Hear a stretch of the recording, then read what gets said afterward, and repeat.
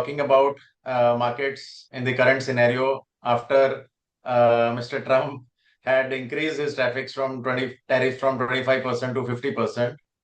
And so we will understand about its implications, on the markets. For US, India is not as important as US is important for India.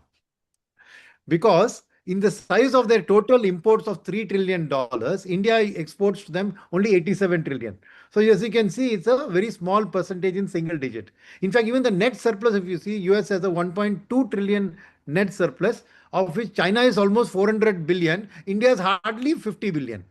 So today we don't make a big difference to America. Let's understand that first. In terms of the cost or what people, a lot of people are saying that, oh, the US consumer has to pay the extra cost. Why is Mr. Trump doing? The thing is, with out of a total import of 3 trillion, we give less than 100. It's not going to make a difference. That's keep this also in mind. It's an important factor to keep in mind for the next step, which I'm going to say when you talk about the second set. So the hard line and the red line is that for US, what does he want? He wants to move manufacturing to the US. Now, India as a country, Japan promised some 500 billion. Even that turned out to be not really the case. It was just a PR work. But the fact is that moving manufacturing to a higher cost destination doesn't make economic sense. So I don't see any country really doing that to do that. So what Mr. Trump wants for specifically like countries like India is the bilateral trade. He says, I'll buy from you, but you have to buy from me too.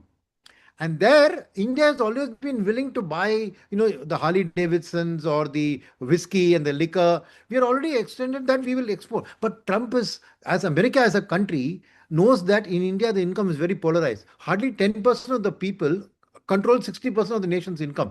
So which means out of a 150 crore population, you're talking about only 15 crore as a market.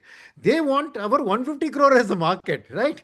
Where you need to sell cheaper products because Indians can't afford to buy those costly whiskies and bikes. So that's where agriculture comes in. Because for America, because of mechanization of agriculture, its price is competitive to anywhere else. The labor cost doesn't come in there. So they want India to open up our dairy and our food market. Whereas for India, because 70% plus of our people work in agri-related areas and in rural areas, we cannot afford to have US products come and compete and undercut them and destroy our whole basis of subsistence.